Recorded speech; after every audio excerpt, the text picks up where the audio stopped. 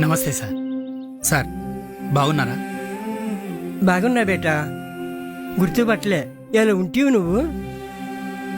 Sir చిన్నగున్నప్పుడు నేను బర్లకాడికి పోతుంటే నన్ను గుంజుకొచ్చి చదువు చెప్పిండ్రు. యాదికొచ్చిందా సార్? గోడ కూర్చి చేపించి ఎక్కాలు కూడా నేర్పించినావు సార్.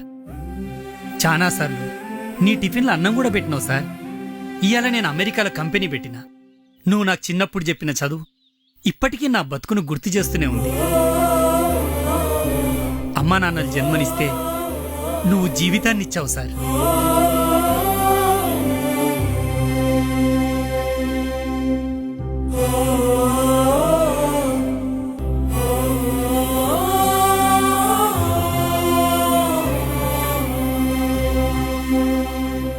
వీలుంటే అక్షరం నేర్పిన మీ మొదటి గురువును ఒక్కసారి కలిసిరండి.